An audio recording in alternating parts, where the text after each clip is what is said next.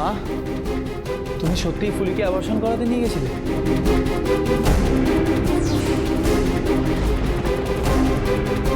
বরণডালা সাজিয়ে রেখেছি, এসো না বরণ করো। না, পুত্র সন্তান ছাড়া আমি কারুকে বরণ করব না। বংশধর হিসেবে তুমি ছেলেই চেয়েছে, এমনকি ধিকেও তুমি মেনে নিতে পারো না। কিন্তু তাই বলে তুমি ফুলিকে অ্যাবর্শন করাতে নিয়ে যেতে পারো না।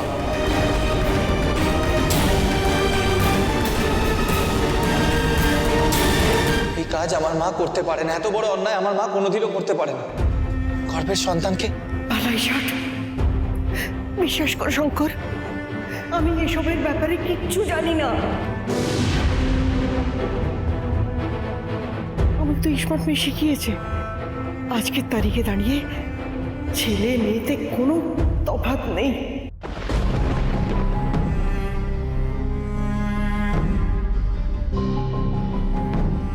আমি জানতেও চাইনি একবারও ফুলি দাদুভাইকে জন্ম দেবে না দিদিভাইকে।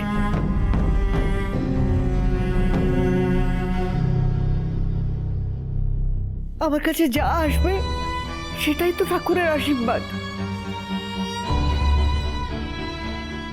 ভাস্কর, তোমার তো আজকে পুলিকে নিয়ে যাওয়ার কথা ছিল, তুমি নিজে না গিয়ে আন্টিকে পাঠালে কেন?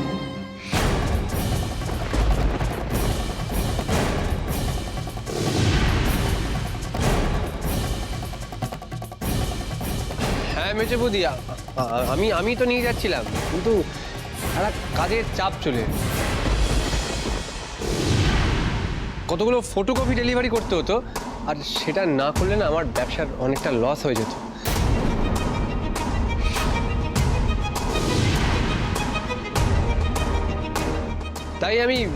তাই আমি মাকে বললাম যে মা তুমি যাও পুলিশ সাথে, এর থেকে বেশি আমি আর কিছু জানি না। কিন্তু ইসমাত মেয়ে, বিশ্বাস করো ইসমাত মেয়ে, আমার কোনো খারাপ উদ্দেশ্য ছিল না।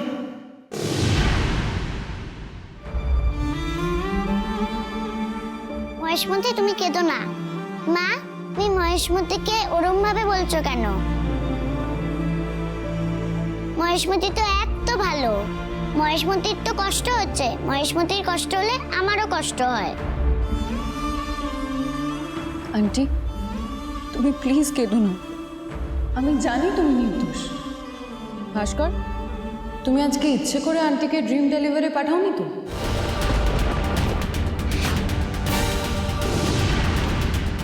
কোথায় ড্রিম ডেলিভার? না না না, আমি তো এরকম কোনো জায়গার নাম জানি না। এরকম জায়গা আছে নাকি? এরকম জায়গা না, আমি পাঠাইনি। তুই পাঠাস নি মানে? তুমি তো আমাকে কাগজে ঠিকানাটা লিখে দিলি।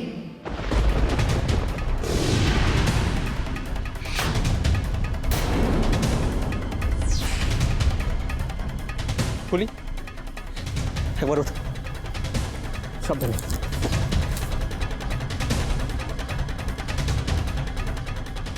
তোমাদের সকালে একটা কাগজ দিয়েছি, যেখানে একটা ঠিকানা লেখা ছিল, মনে আছে? হ্যাঁ। সেটা কোথায় ফুলি? নিচের ঘরে। একবার নিয়ে আসবে? সাবধানে।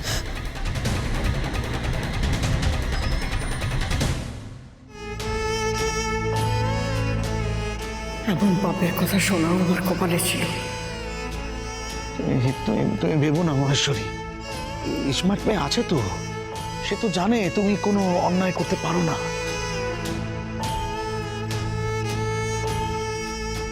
এই তো, এই যে, এই দেখো মেজবুতি, আমার না মনে হয় মারা ভুল করে ওই ড্রিম ডেলিভারি না কোথায় চলে গেছে। হ্যাঁ,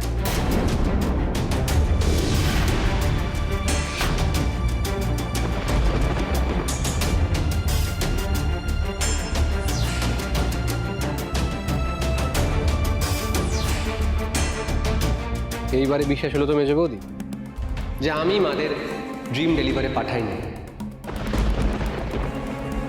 আসলে কি হয়েছে না তো, তুমি না এখন এই বাড়ির এই মেজো বউয়ের থেকে অনেক বেশি করে এসিপি ঐশানী ঘোষ হয়ে গিয়েছো। হ্যাঁ, আর তাই জন্যই তুমি সহজ মনে কাউকে বিশ্বাস করতে পারছো না। সবাইকে সবাইকে সবাইকে তুমি সন্দেহ করছো। হ্যাঁ,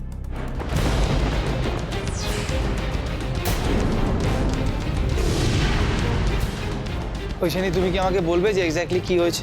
তুমি কেন হঠাৎ বাড়ির মধ্যে ঢুকে এসে মাকে এইভাবে চার্জ করলে? আমাদের কাছে খবর এসেছিল যে ড্রিম ডেলিভার ক্লিনিকে ইললিগালি ভ্রূণের লিঙ্গ নির্ধারণ করা হয় আর ইললিগালি অবর্ষণও করা হয়, তাই আমরা সেখানে গেছিলাম।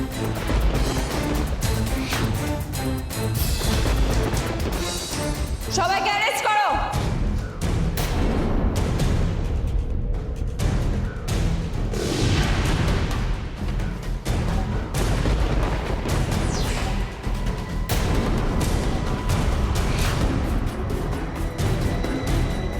আর ওই নামের পাশে কোনো সাইন ছিল না, টিপসই ছিল।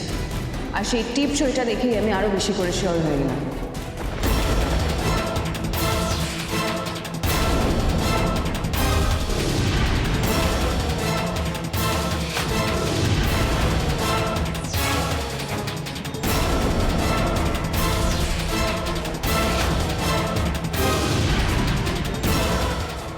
মা! আন্টি,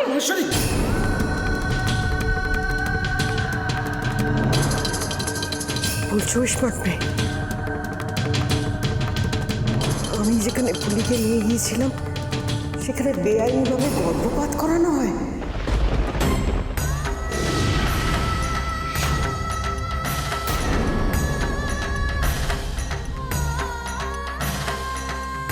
হে ঠাকুর, এখন আমি বুঝতে পারছি লেখাপড়া না জানার মর্ম। আমি যদি লেখাপড়া জানতাম তাহলে তো আমি না পড়ে টিপসইও দিতাম না।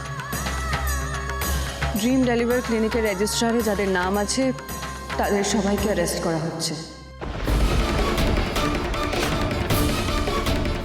আর সেই তালিকায় তোমারও নাম আছে আন্টি।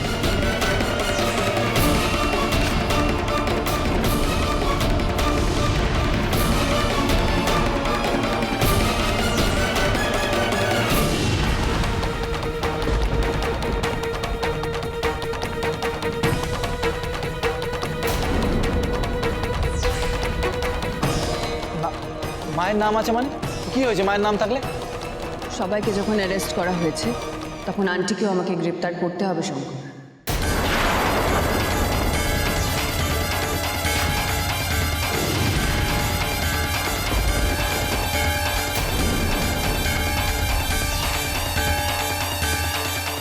আজ এ বাড়ির মেজ বৌমা না, এসিপি ঐশানী ঘোষ বলছে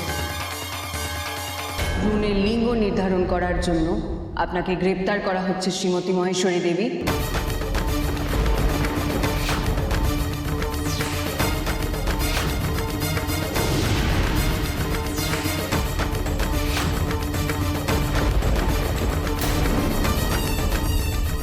আপনাকে আমার সাথে থানায় যেতে হবে।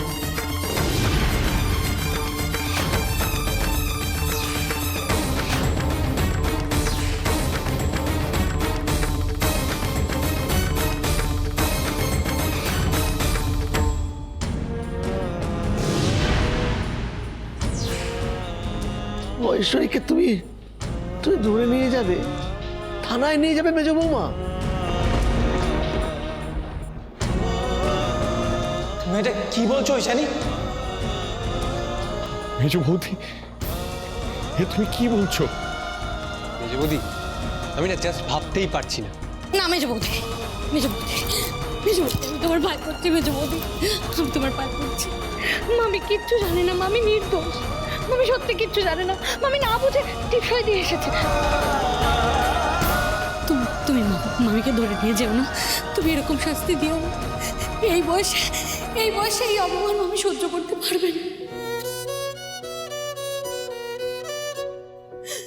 তুমি মামিকে এই অপমানের হাত থেকে বাঁচাও মেজ বৌদি, মামিকে নিয়ে যেও।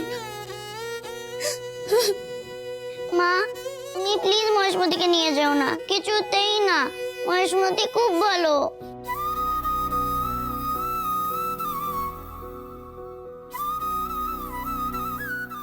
নিয়ে যাও না মা। আমিও জানি রে ধি, আন্টি নির্দোষ, আন্টিকে ফাঁসানো হয়েছে, কিন্তু আমাকে তো আইনের পথেই চলতে হবে। যতক্ষণ না আসল অপরাধীকে ধরতে পারছি ততক্ষণ আন্টি পুলিশের হেফাজতে থাকবে।